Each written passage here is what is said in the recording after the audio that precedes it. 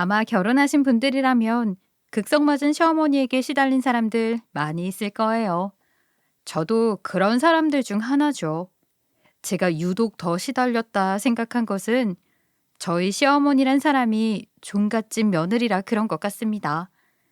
집안의 대소사를 마치 본인 일처럼 발벗고 나서서 하는 사람이었거든요. 물론 시어머니라는 사람 자체가 사람을 그것도 너무 많이 좋아한 게 탈이었죠. 이런 사람 대접을 스스로 했다면 말도 안 했을 겁니다. 자신이 벌인 이 일들을 제게도 강요한 게 문제였어요. 사람이 잔치하는 걸 엄청나게 좋아하는데 항상 그 일을 저와 함께 하자고 하는 거예요. 이런 제 상황을 아는 친구가 제게 물은 적이 있어요. 야, 넌 그것도 모르고 결혼했냐? 어떻게 인생의 가장 큰 일이라 불리는 걸 그렇게 쉽게 해서 고생하고 다녀? 나라고 몰랐겠어? 나도 너희들처럼 이것저것 다 재고 결혼한 거지. 그런데 내가 알 수가 없었어. 어떻게 내가 결혼하고 딱 1년 뒤에 재혼을 할 수가 있었겠냐? 내가 뭐 어머니 연애 사정도 알아보고 결혼해야 해? 그렇습니다. 제 시어머니는 원래 종갓집 며느리가 아니었어요. 제가 남편과 결혼하고 1년이 딱 지나고 나니 새로운 시아버지라면서 데려온 사람과 덥석 결혼을 하지 않겠어요? 뭐 제가 반대고 뭐고 말할 겨를도 없었습니다. 그저 소개하고 난 바로 다음부터 결혼 준비를 했거든요. 그런데 웃긴 게 그 새 시아버지라는 사람이 종갓집 아들일 줄은 상상도 못했죠. 하지만 제가 더 뜨악한 일은요. 그 집, 그러니까 시어머니가 결혼한 종갓집의 시어머니라는 사람이 90살이 훌쩍 넘었는데도 지금까지 정정하시다는 사실이었어요. 어쩌다 한번 마주친 적이 있었는데 아주 창창한 할머니더군요. 어머님, 아무리 그래도 이런 큰일은 저에게 미리 이야기는 해주셨어야 하는 거 아니에요? 그래도 저 어머님 며느리예요. 그런데 이렇게 덜컥 결혼하시면 제가 어떻게 해야 할지 막막하네요. 네가 뭐가 힘들어? 종갓집에 들어간 내가 더 힘들지? 나도 힘들어 죽겠으니 더 이상은 잔말하지 마라. 시어머니의 시집살이는 그리 쉽지 않아 보였어요. 제겐 너무나 큰 어른이고 무엇보다 그 집에서는 어르신의 입김이 장난 아니다 보니 그런 것 같았죠. 거기다 제일 중요한 사실은 말이에요. 그 할머니라는 사람이 그냥 종갓집 뒷방 어르신이 아니란 겁니다. 그 어르신은 무척 재산이 많은 사람이었거든요. 그러니 자식들이 다들 어르신 앞에서 설설기면서 다녔죠. 자식이란 사람들도 다들 60에서 70 먹은 노인네들인데 말이에요. 그 와중에도 우리 시어머니는 제게 했던 행동과는 다르게 생각보다 그 할머니의 비위를 엄청 잘 맞추고 사는 것 같더군요. 시어머니가 결혼한 뒤 처음으로 시어머니와 함께 그 집을 방문하게 되었는데 그땐 분명 분위기가 싸늘했거든요. 안녕하세요, 어머님. 이번에 새로 들어온 며느리입니다. 그동안은 바빠서 인사드릴 시간도 없다가 이제야 이렇게 제대로 인사드리네요. 사람이 이렇게 싹싹할 수 있나 싶을 정도로 꼬리를 살랑살랑 흔드는데 저는 이 사람이 제가 알던 시어머니가 맞나 싶을 정도였죠. 어차피 너도 내 돈만 보고 내 자식이랑 결혼한 거 아니냐? 어디 틀려? 그래, 내가 다 죽어가는 뒷방 늙은이로 알고 결혼했지? 천만에. 내가 가진 돈 다 쓰고 죽을 거다. 이 돈은 아무한테도 못 줘. 하지만 그런 시어머니의 여우짓은 그 집 할머니에게 통하지 않았어요. 그래도 시어머니는 포기하지 않고 시간을 내서 시어머니의 시댁에 매번 방문을 했고 그런 시어머니의 교태에 할머니는 홀딱 넘어갔는지 얼마 지나지 않아 태도가 싹 변해 있더군요. 어머니, 식사하세요. 여기 반찬이 어르신들 몸에 그렇게 좋다고 하네요. 먹으면 몸의 활기를 찾아준다는 말에 제가 어머니 드리려고 얼른 사왔죠. 그래? 어디 한번 먹어보자. 아, 새아기 네가 역시 음식을 잘하는구나. 내 자식들이란 년놈들은 지엄이 입맛도 제대로 파악을 못하던데. 어쨌든 맛있게 먹으마. 그런데요, 어머님. 집에 계시던 다른 분들은 다 어디 나가셨나 봐요. 형님이랑 동서 말이에요. 너 빼고는 다 쫓아냈다. 며느리는 내 밥 한 끼 차려줄 사람만 있으면 됐지. 아이 뭐하러 여러 필요가 있냐. 어차피 곧 쫓아내려고 생각도 했고 아이 두는 시뻘겋게 내 돈만 노려보고 있으니 내가 오죽 불편했겠어. 할머니가 쫓아낸 사람들은 말이죠. 이 종갓집에서 몇십 년 동안이나 이 집의 며느리로 있던 사람들이었어요. 그런 사람들을 다 내쫓을 정도로 그 집 할머니에게 우리 시어머니는 1순위 며느리가 되어 있었던 겁니다. 참, 그 모습을 옆에서 다 지켜보고 있었는데 정말 대단하다 싶더군요. 만약 윗사람만 아니었으면 아주 대단합니다 하고 옆에서 박수를 짝짝짝 쳐주고 싶을 정도였죠. 아무튼 우리 시어머니가 이렇게 시할머니의 마음을 사로잡은 것은 시어머니의 직업 때문이기도 해요. 우리 시어머니는 굉장히 어린 시절부터 영업사원으로 회사에서 일을 하기 시작했다고 해요. 그리고 나중에는 본인 화장품 가게를 운영하며 곁다리로 마사지 관련 자격증도 따신 분이시고요. 그래서 입담이 굉장합니다. 가령 시어머니가 자기 본업을 할 때 옆에서 보면 아주 호로록 사람이 홀릴 정도로 말이죠. 어머, 고객님 피부가 너무 좋으시다. 그런데 이런 피부는 이렇게 수분이 많은 제품을 사용하지 않으면 금방 망가져요. 왜 그러잖아요. 여자는 25살 이후로는 노화가 시작된다고요. 그래서 25살 되기 이전부터 이런 좋은 제품들을 꾸준히 써야 한답니다. 이날 제가 본 손님의 나이는 고작 20대 초반으로 보이는 사람이었어요. 본인의 어머니와 함께 방문했는데 우리 시어머니의 사탕 발림은 생각보다 많은 제품들을 구매하고 나갔죠. 게다가 마사지를 할 때면 말이에요. 제가 언니라서 하는 말이 아니라 진짜 이런 피부 만들려면 엄청 노력해야 할 텐데 지금까지 진짜 많이 노력하셨겠어요. 그런데 말이에요. 최근에 피부가 많이 당기고 그러시죠. 사람이 노화를 3번 겪는다고 하는데 3번째 노화 전에 열심히 관리 안 하면 금방 피부가 쭈글쭈글해진대요. 이런 식으로 옆에서 아주 사람 혼을 쏙 빼놓으니 넘어가지 않기도 쉽지 않겠죠. 이날 마사지를 받던 사람은 100단위가 넘는 회원권을 구매하고 나갔답니다. 참 대단한 사람이죠. 그러다 그 집에서 시어머니가 그 집 며느리들과 대판 싸운 적이 있어요. 앞서 말했다시피 그 집 할머니가 워낙 돈이 많았다고 했잖아요. 그 돈 때문에 일어난 일이었죠. 제가 뭐 이 집에 돈만 보고 들어왔다고 생각하시는 건가요? 저 지금 재혼한 제 남편 정말 사랑하고 그이와 함께 사는 미래를 보고 결혼한 거예요. 야, 눈에 보이는 거짓말도 정도껏 해. 너 지금 우리 어머니 돈 노리고 이 집에 왔다는 거 다 눈에 보이거든. 우리가 어떻게 지금까지 이 집에서 며느리 노릇해왔는데 그걸 고스란히 너 같은 년한테 뺏길 것 같아? 당장 여기 약속해. 우리 어머님한테 재산은 물려받지 않겠다고. 이날 싸움이 일어난 주체는 할머니의 재산이었지만 일의 시작은 조금 거슬러 올라가면 시어머니의 행동에서부터 시작됐던 것 같아요. 할머니를 지극히 챙기는 시어머니의 행동이 여간 좋게 보이지 않았던 그 집 며느리들이 한 건 잡았단 거죠. 참나, 뭐 재산 분할을 제가 받나요? 저기요. 머리 달린 어른들이라면 생각 좀 깊게 하시고 말씀하세요. 어머님 재산 물려받는 사람은 우리 남편이고요. 저는 그냥 옆에서 같이 사는 사람입니다. 너 예전에 결혼할 때부터 알아봤어. 장성한 아들은 물론이고 아니 며느리까지 데려와서 집에 인사시킬 때 솔직하게 재혼하는 사람들이 너처럼 시댁에 그리 잘하는 줄 아니? 나이 먹고 결혼했으니 지들끼리 살기 바쁘지?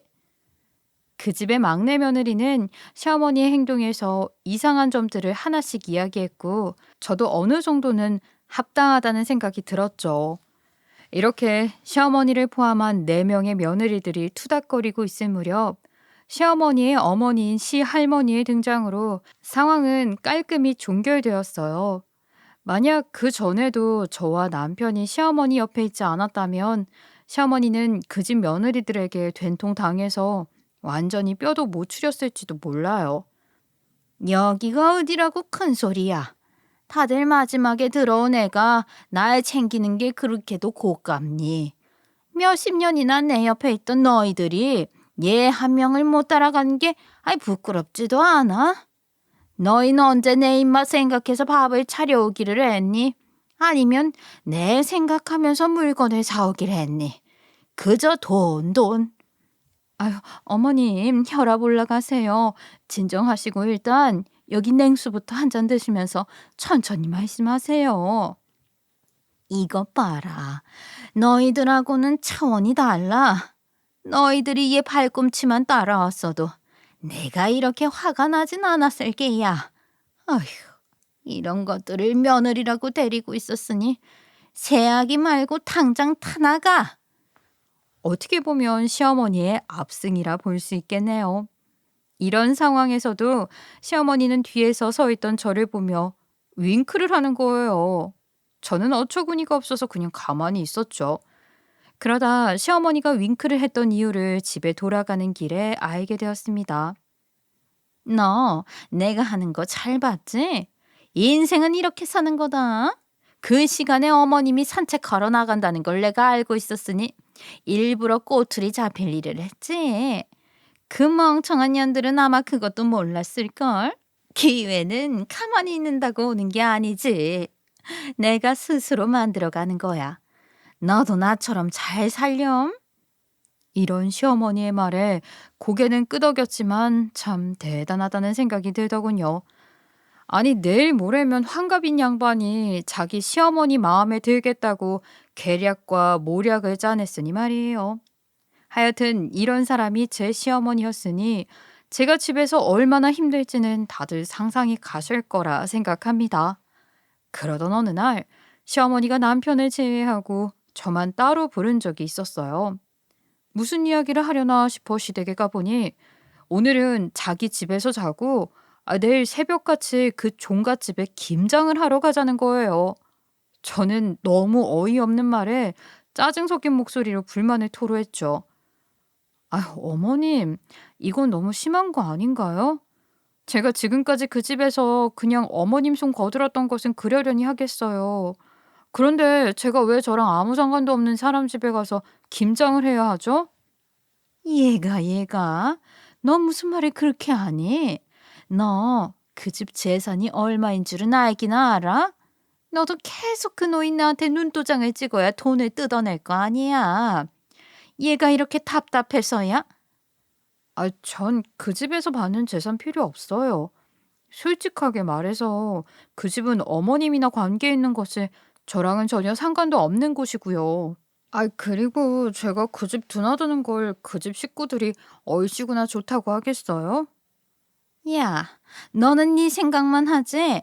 우리 혁이는 어떻게 할 거냐? 너 때문에 우리 혁이한테 떨어지는 돈도 없어지는 거야, 그럼. 이 늙은 시어머니가 앞에 나가서 몸빵하면서 개고생을 하고 있는데. 그러니까요. 제가 어머님께 그 집 돈 달라고 부탁이나 했나요? 우리 그이도 제게 그런 말 안 하고 살아요. 그런데 왜 어머님이 나서서 그러시냐고요? 너 어디 나가서 땅을 파봐라. 돈이 어디서 공짜로 나오는지. 이렇게 세상살이 모르는 사람인지 몰랐구나. 우리 혁이 좀 편하게 하려면 당연히 참고 날 따라와야지. 그래야 너도 돈 벌고 우리 혁이도 좀 편해질 거 아니냐. 그래, 안 그래? 더 이상 말이 안 통하겠다 싶어서 저는 그저 혼자 투덜거리며 그날 시댁에 머물 수밖에 없었어요. 그러나 더 웃긴 것은 그날 집에 들어온 새 시아버지가 우리 분위기가 이상함을 눈치채고 제게 말을 걸었을 때였죠. 분위기가 왜 이래? 며느리랑 싸웠어, 당신? 얘는 왜 이렇게 토라져 있어? 당신 혹시 시집살이 심하게 시키는 건 아니지? 제가 무슨 시집살이를 시켜요. 예, 내가 한 말 한마디에 그렇게 삐지니까 이가 날 나쁜 사람으로 알잖아. 그러니까 화 풀고 내일 나랑 같이 나가자, 응? 야살스럽다는 말을 이렇게 깨닫게 될 줄은 몰랐어요. 알고는 있었지만 새 시아버지와 결혼한 것은 역시나 돈 때문이더군요. 나나 본인의 아들인 정혁 씨, 내 남편은 절대 그 집 재산을 탐한 적이 없거든요. 그리고 유산 상속을 받는다고 하더라도 얼마나 기분이 찝찝하겠어요. 다른 사람들이 시어머니가 전부 돈 때문에 그 집이랑 결혼했다고 생각할 텐데 말이죠. 새 시아버지가 들어온 후부터는 아주 다른 사람이 된 시어머니를 보며 저는 정말 사람이란 생각도 들지 않았어요. 저와 친한 친구에게도 이런 일들을 투덜대며 말했는데 오히려 친구는 또 시어머니를 두둔하는 말을 하더군요. 야, 네 말도 물론 틀리진 않아. 그런데 너도 살면서 느꼈겠지만 그런 큰 돈이 하늘에서 뚝 떨어지기라도 한다니? 그런데 왜 그 돈을 마다해? 그냥 줄 때 감사합니다 하고 받아. 아, 나도 돈이 많으면 물론 좋지. 그런데 공짜가 항상 좋기만 해? 그럼 왜 공짜 좋아하는 사람들 탈모 생긴다는 말이 있겠어. 그리고 그 돈 먹었다가 탈이라도 나면 그 집 식구들이 우리 찾아와서 멱살이라도 잡으면 어쩌려고? 아이 그거 100% 탈날 돈인데 내가 뭐하러 받아? 네 생각이 그렇다면 나도 더 이상은 뭐라고 안 하지만 난 네 시어머니 생각에 전적으로 동의해. 그 돈 받아두면 언젠간 힘든 일 있으면 쓸 수도 있겠지. 난 그런 돈 나올 구석도 없어서 이렇게 아등바등 아끼면서 살잖니. 내가 다 부럽다. 갑자기 생기는 돈, 저도 좋다 이겁니다.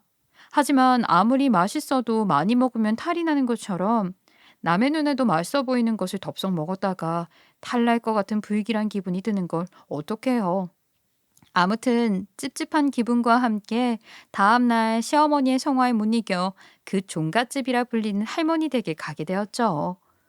김장하는 시기 다들 언젠지 아실 거예요. 딱 11월에서 12월 이 사이였는데 날이 엄청 추워서 밖에 있는 것조차 싫었거든요. 그런데 종갓집에 도착하니 마당에 생배추들이 산처럼 쌓여 있는 겁니다. 내 생에 그리 많은 배추는 처음이었어요. 그런데 더 어이없는 건 말이죠. 어머니, 혹시 다른 사람들은 아무도 안 오나요? 저희 그래도 좀 늦은 것 같은데 마당에 아무도 안 계시네요. 너 머리가 부족해? 내가 다른 사람을 왜 불러? 우리가 다 해서 우리만 예쁨 받기에도 부족하구만. 정말 대단하죠. 그 많은 배추를 그 할머니 사랑 혼자서 독차지하겠다고 그 집 며느리들은 아무도 안 불렀답니다. 알고 보니 그 집 며느리들 몰래 김장을 한다고 설친 거예요. 그러니 그 많은 배추를 그냥 놔둘 수도 없고 어떡해요? 시어머니랑 나 단둘이서 해야만 했죠. 저는 너무 어이도 없고 황당함을 넘어 환장할 지경이었어요. 늦었다 해도 새벽에 도착했는데 해가 중천에 가 있을 때까지 배추를 씻고 다듬고 절이고 이걸 아무리 반복해도 끝이 보이지 않더라고요.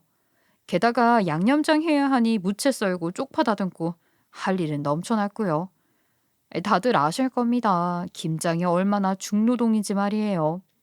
날씨도 춥고 고무장갑 안에 장갑을 껴도 손이 시려울 지경인데 정말 짜증이 머리 끝까지 나고 있었죠. 시어머니도 분명 엄청 힘들 텐데 시할머니가 우리를 보고 있으니 미소를 잃지 않고 계속 일을 하더라고요. 거기에 덤으로 그 집 며느리들 흉까지 봐가면서요. 아이고, 우리 애미가 고생이 많아서 어떡하니? 거기에 손주 며느리까지 고생을 하네.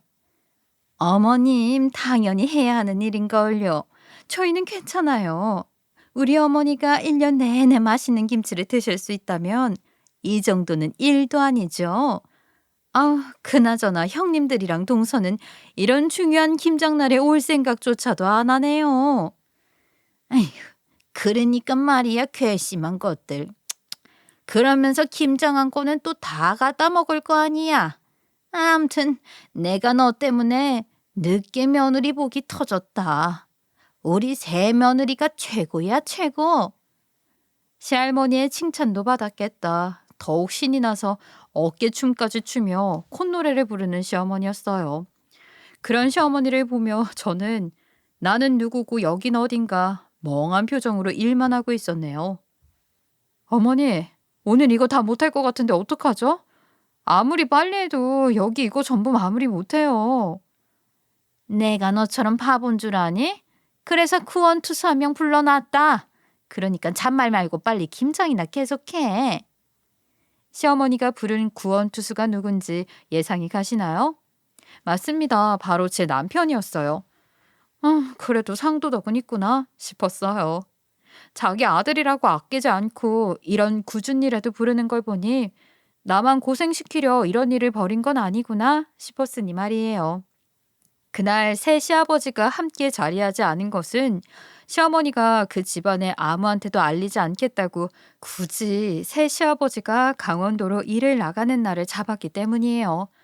하여튼 이렇게 세 명이 되어서 열심히 했지만 배추가 몇백 폭이나 되는 상황이니 세 명으론 절대 하루 만에 결론이 안 나더군요.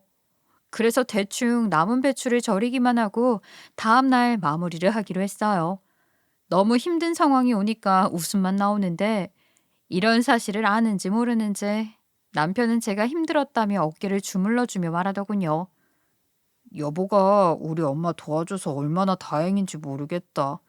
내가 여보하고 결혼한 일이 내 생에 제일 잘한 일이라니까. 정말 고마워. 그런 남편이 곱게 보이진 않았죠. 제 눈에서는 남편을 뚫을 정도로 레이저 같은 눈빛이 나왔는데 어쩌겠습니까? 자기 평생 소원이라며 도와달라는 시모였으니 며느리는 잠자코 따를 수밖에요. 그래서 억지로 힘든 몸을 뉘고 일부러 빨리 자려고 눈을 감았어요. 내일도 해야 할 김장이 산더미였으니 말이에요. 하지만 생각보다 잠이 깊게 들지 않더군요. 게다가 제가 잠자리에 좀 예민한 편이라 계속 뒤척이면서 잠이 들락말락하는 그때 방에 웬 빛이 새어 들어왔죠. 일어나긴 귀찮고 인사하려니 더 귀찮고 그래서 그냥 몸만 돌려서 자는 척했습니다. 대신 귀만 쫑긋해서 무슨 얘기를 하나 듣고 있었죠. 그 순간 제 귀에 들린 것은 희미한 시어머니와 남편의 목소리였어요. 혁아, 네 마누라 확실히 잠든 거 맞지? 그럼 일단 옷 입고 얼른 나와.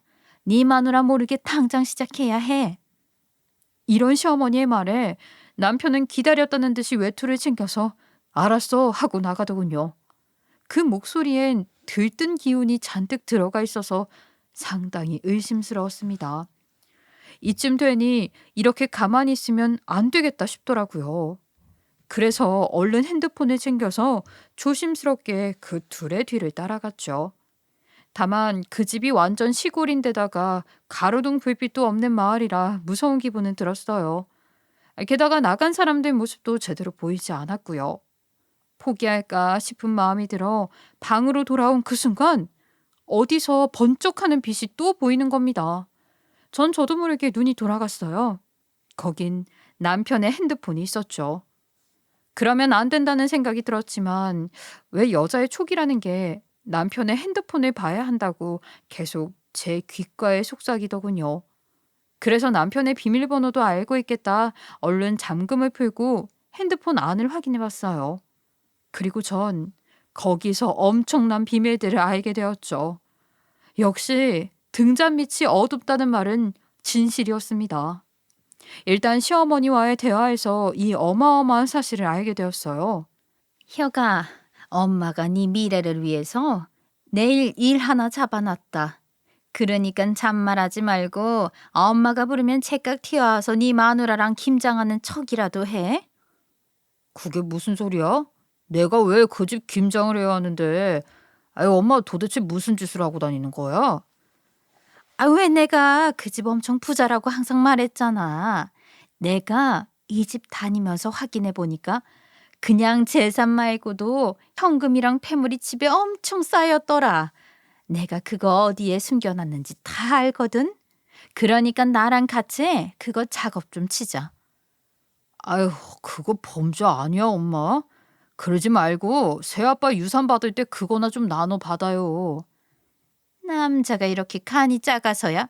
야, 이런 집안은 그런 코 묻은 돈은 얼마나 있는지 세어보지도 않아. 그러니까 이 엄마가 너랑 같이 작업하자고 부르는 거지. 누가 자기 자식 빵에 보내고 싶은 부모가 있겠어? 아유, 아무리 그래도 남의 집에 있는 재산을 우리가 손대는 건 좀 기분이 그런데요.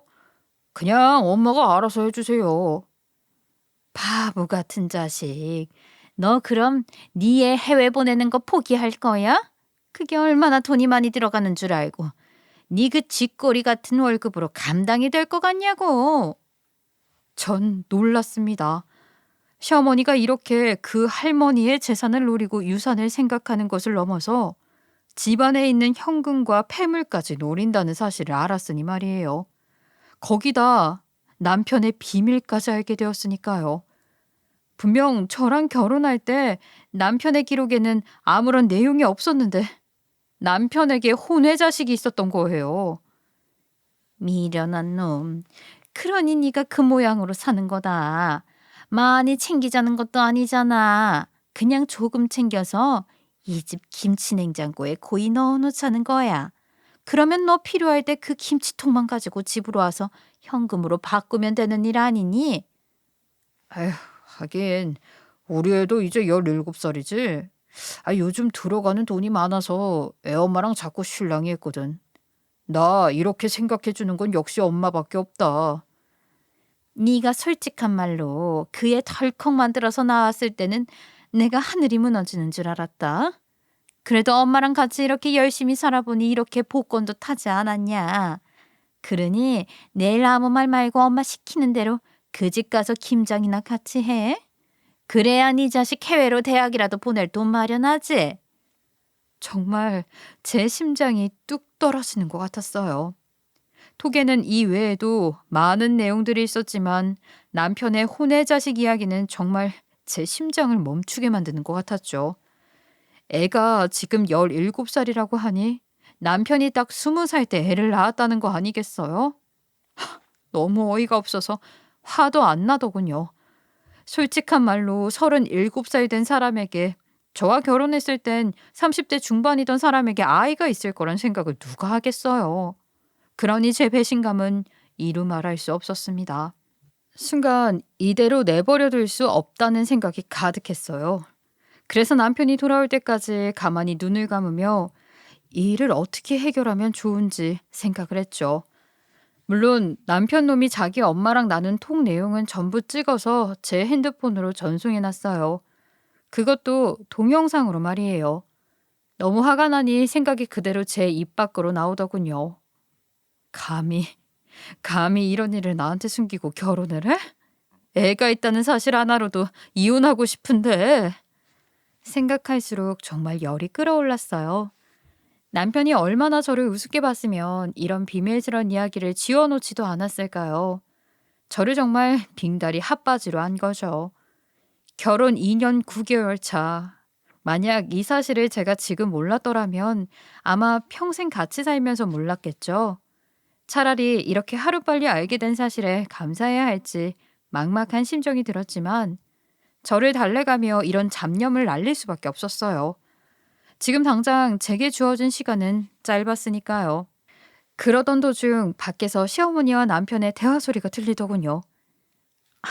오늘은 일단 이 정도만 숨겨놓자. 생각보다 얼마 없는데 노인네가 어디 다른 곳에 숨겨둔 게 많을 것 같아. 내일 다시 한번 찾아보고 우리가 챙길 김치 냉장고에 다 보관하자고. 진짜 엄마 너무 고마워. 내 자식이랑 나 생각해주는 사람은 역시 엄마밖에 없다. 나중에 통 엄마가 들지 말고 그냥 나나 저 사람 시켜. 무거우니까. 아주 단란하기 그지없더군요. 사람이 극한으로 몰린 상황에 정신이 더 맑아진다 하던가요? 전 남편과 시어머니가 잠들었을 때부터 당장 어떻게 하는 게 좋은지에 대한 것들이 머리에 쏙쏙 떠오르더군요. 그렇게 제가 내린 결론은 시할머니에게 이 모든 사실을 까발리는 거였어요. 그래서 이른 새벽 일찍 일어나셨을 시할머니를 찾아가게 되었습니다. 안녕하세요, 할머니. 이렇게 이른 새벽부터 찾아뵙게 돼서 죄송합니다. 하지만 할머님, 제가 긴히 드릴 말이 있어요. 시할머니는 제가 이른 시간부터 찾아온 것이 신기했는지 가만히 제 이야기를 들어주셨고 제가 촬영해 놓은 영상을 함께 보면서 얼굴이 사색으로 변해갔습니다. 이런 못된 놈들을 봤나. 감히 내가 돈을 시퍼렇게 뜨고 살아있는데 내 집에서 이런 짓을 해? 당장 가자. 내 이놈들이 얼마나 숨겨놨는지 한번 봐야겠다. 전 그날 제가 무슨 경찰 수사대가 된 것 같은 느낌을 받았어요. 시어머니 집에는 김치 냉장고가 여러 대 있었는데 그중 폐물이 들은 것을 찾겠다고 그 냉장고를 전부 뒤졌으니 말이에요.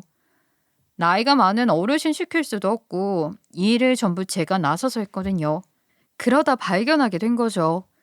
비닐봉지로 꽁꽁 싸서 묵은 김치통 속에 숨겨놓은 현금과 폐물들을 말이에요. 내 이것들을 당장? 이것들이 내 집에서 이런 짓을 하고도 두 눈 감고 편하게 쉬고 있어.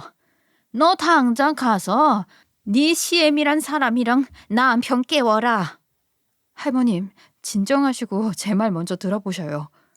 지금 이렇게 감정적으로 나가도 물증이 없으니까 자기들이 한 적 없다고 발뺌하면 저희만 당해요. 방금 제가 보여드린 영상도 그냥 자기들끼리 나눈 대화에 불과하다고 하면 눈앞에서 그 둘을 놓치는 거고요. 그럼 어떡하란 말이야. 그냥 이대로 눈 감고 그들 그대로 보내주라고? 난 그렇게 못해. 당연히 아니죠. 일단 할머니 며느리들 다 불러 모으세요. 그리고 따님들도 전부요. 이럴 때는 쪽수를 늘린 다음에 생각하는 게 좋아요. 그래야 저 말빨 좋은 제 시어머니한테 지지 않죠. 그러자 알겠다며 할머니는 전화기를 붙들고 한참을 제 자식들과 며느리에게 전화를 돌리기 시작했어요. 그 집에는 딸이 3명을 제외하고도 3명의 며느리가 있었으니 저희 시어머니까지 포함하면 총 7명의 여자들이 그 집에 있던 거죠. 그 새벽에 할머니가 전화를 했는데도 다들 전화를 받고 당장 오겠다고 하더군요. 할머니는 간략하게 설명했지만 이미 그 설명을 듣고 나서 모두가 화가 난 기색이었어요. 그렇게 제 복수의 서막은 시작되었습니다. 첫 시작은 역시나 그 집 큰 며느리가 스타트를 끊었어요. 네가 우리 어머님 평생 열심히 모아오신 현금이랑 폐물을 빼돌릴 생각을 했다며? 어디 그러고도 그렇게 잠이 와? 여기가 어디라고 두 발 뻗고 잠을 자? 시어머니는 갑자기 들이닥친 그 집 며느리들과 딸에게 혼비백산으로 당하기만 했죠. 큰 며느리는 당장 멱살을 쥐고 그대로 그 집 마당으로 데려가서 배추들 사이로 시모를 패대기 쳤어요. 그래, 우리 몰래 김장하겠다고 나섰다며. 그런데 뭐? 김장은 안 하고 이렇게 나랑 어머님 뒤통수를 쳐? 네가 그러고도 사람이야? 저번에 뭐라고 했어? 절대 돈을 노리고 결혼한 게 아니야? 어머머머, 갑자기 왜들 이러세요? 자고 있는 사람 괜히 끌고 나와서 무슨 일인지는 설명을 해주셔야죠. 저 어머님, 형님들이 저를 이렇게 못살게 군다니까요. 어머님이 살려주세요. 그러자 다른 며느리가 시어머니 앞에 튀어나가 말하더군요. 어디서 우리 시어머니를 찾아? 오냐, 네가 왜 이렇게 당하는지 말해주마. 네 며느리란 사람이 우리한테 다 말해줬다. 너 우리 집에 들어온 거 오늘 김장하러 온 거 전부 돈 때문이라며. 그것도 네 아들 밑에 이름도 모를 년 자식 때문에. 여자들이 뭉치면 무섭다는 걸 이날 깨달았어요. 시어머니가 이런 말을 듣는 동안 남편도 질질 끌고 데려와서 시어머니 옆에 그냥 냅다 던져버리더군요. 야, 너 입 뚫려 있으면 말이라도 해봐. 네 마누라도 모르는 자식 해외 보내겠다고 우리 어머니 돈 훔치는데 가담했다며. 아니, 그게 무슨 소리예요? 저 아무것도 몰라요. 저 이 집에 재산이 얼마나 있는지 아무것도 모른다고요. 남편이 모른 척하자 가만히 서 있던 이 집 막내 며느리가 화가 났는지 물을 빼려고 둔 절인 배추를 갈라서 남편의 얼굴에 던졌습니다. 그러자 그걸 막겠다고 시모가 남편의 앞으로 몸을 던졌고요. 보자 하니까 우리가 무슨 멍청이로 보이나? 야, 우리 다 알고 왔어. 너희 두 연놈들이 나눈 대화 다 보고 왔다고. 그런데 빠져나가겠다고 모른 척을 해? 이것들을 그냥. 아니, 감히 귀한 내 아들한테 함부로 물건을 던져.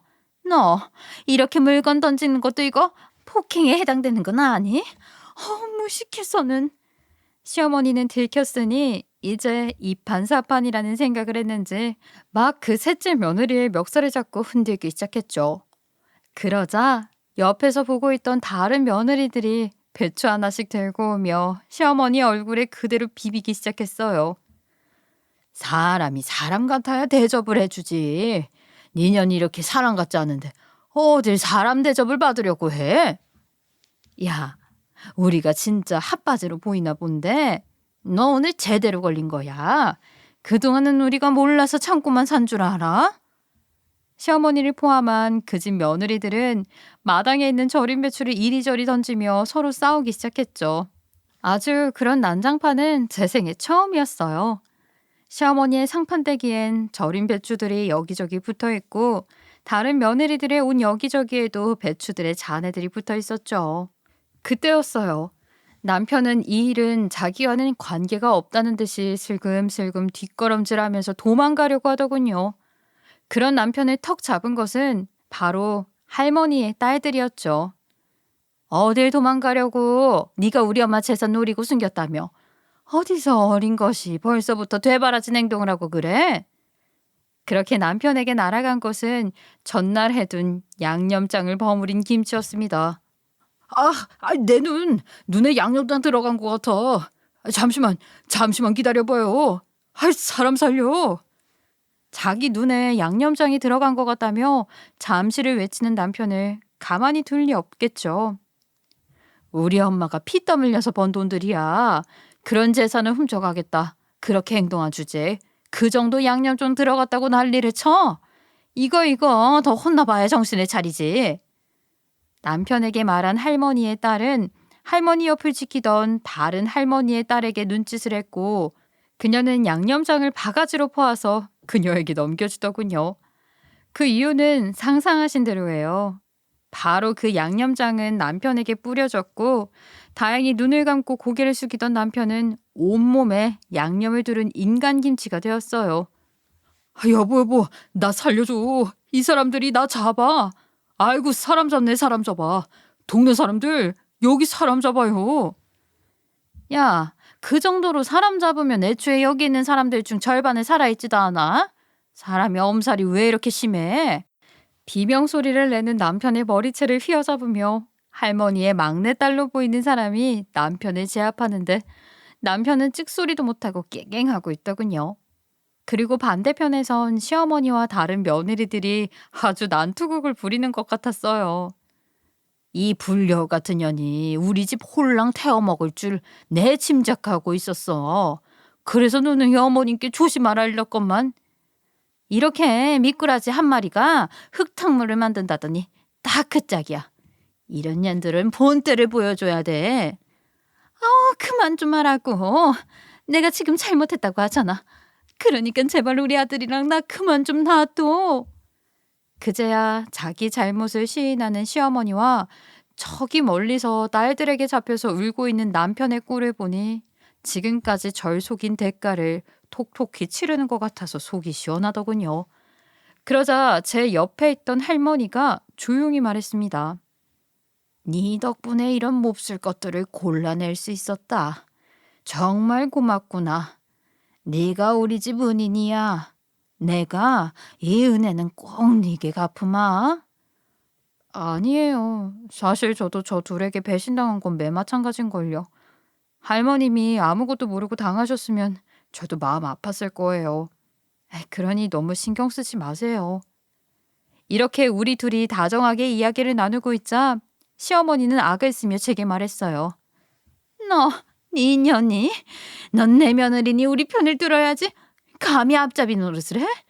내가 배신한 년 이렇게 가만둘 것 같아? 너 거기 꼼짝 말고 있어. 내 너 가만히 안 둘 테니까. 참 웃기지도 않죠. 누가 누굴 보고 배신자라 하는지. 그 광경을 옆에서 지켜보던 시할머니는 다음번에 시어머니를 제압했어요. 네 년이 나를 배신한 건 눈에 보이지도 않는가 보구나. 내 너를 그리 아꼈는데 이렇게 내 뒤통수를 쳐? 너야말로 두 발 뻗고 잘 생각도 하지 마라. 이날의 사건은 마치 전쟁통을 한편 제 눈으로 생생히 본 것 같이 제 기억 속에 아직도 생생하게 남아 있어요. 그렇게 김치 폭탄을 맞은 시어머니와 남편은 종갓집 시할머니네 집에서 씻지도 못하고 그대로 쫓겨나게 되었어요. 아마 차에 김치 양념이 범벅이 되어 갔겠죠. 어떤 사람이 자기 인생에 그 유명한 김치 싸대기를 볼 수 있겠어요? 저는 정말 흔치 않은 경험을 하게 된 거죠. 그리고 저는 이날을 계기로 남편과 이혼 소송을 했고 위자료도 두둑히 받아낼 수 있었어요. 물론 이전 시모도 새 시아버지에게 이혼을 당했고요. 당연히 이전 시어머니는 위자료를 받기는커녕 뱉어낼 지경까지 몰렸어요. 그리고 모든 이혼 소송이 끝나고 저는 그 시할머니를 만나게 되었습니다. 제가 소송이 끝났다는 사실을 새 시아버지에게 듣고 저를 직접 찾아오셨거든요. 네가 정말 고생이 많았다. 속인 사람들도 잘못이지만 괜히 우리 일 때문에 이렇게 이혼도 하고 내가 마음이 참 안 좋아. 네가 우리 손자 며느리로 들어왔으면 참 좋았을 것을. 저야말로 할머님이 그런 일을 당하지 않아서 참 다행이란 생각을 해요. 만약 그대로 계속 살았으면 분명 하늘에서도 괘씸해서 벌을 내리셨을걸요.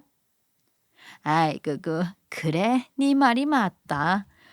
여기 이건 네 몫으로 내가 챙겨놓은 거다. 그간 고생했고 이건 너한테 주는 거야. 그리고 우리 아들 사람 잘 거르게 도와준 목도 있고. 할머님이 제게 건넨 봉투에는 돈이 들어 있었어요. 아유, 전 당연히 받을 수 없었죠. 할머니, 이런 돈은 받을 수 없어요. 어차피 저도 같은 피해자인데 뭘 이런 것까지 챙겨오셨어요. 이거 그냥 넣어두시고 할머니한테 쓰세요. 떼끼? 어른이 주는 건 감사합니다 하고 받는 거다. 네가 안 받으면 내 면이 상해. 그러니까 잔소리 말고 받아서 너 써라. 점잖게 타이르며 말씀하시니 도저히 그냥 넘길 수는 없겠더라고요. 저는 감사합니다 인사를 꾸벅하고 그 돈을 받았죠. 시어머니가 훔쳐간 현금과 폐물은 말이에요. 600만 원 남짓한 돈이더군요. 참 600만 원이 뭐라고. 이런 짓을 해서 인생을 말아먹었나 싶은 생각이 들더라고요. 아무튼 전 이 사건으로 하루라도 빠르게 제 인생에서 쓰레기를 걸러낼 수 있었습니다. 만약 우리 둘 사이에 아이라도 있었으면 어쩌나 싶을 정도로 등골이 오싹해지는 일이었어요. 비록 이혼녀라는 꼬리표가 붙었지만 뭐 상관없습니다. 그런 쓰레기 같은 집안이랑 사는 게 더 큰 지옥이 분명할 테니까요. 제 이야기가 좀 속 시원하셨을지 모르겠어요. 그리고 저와 비슷한 경험을 하신 분들은 분노하셨을 수도 있겠네요. 아무튼 마지막까지 제 경험담 들어주시고 너무 감사해요. 다들 너무 걱정하지 않으셔도 됩니다. 전 현재 너무 만족하고 살고 있거든요. 그러니 제 이야기 듣는 여러분들에게 오히려 행복하신 나날 되시라 전해드리고 싶네요. 다들 무더운 여름 잘 이겨내시고요. 항상 화이팅 하세요.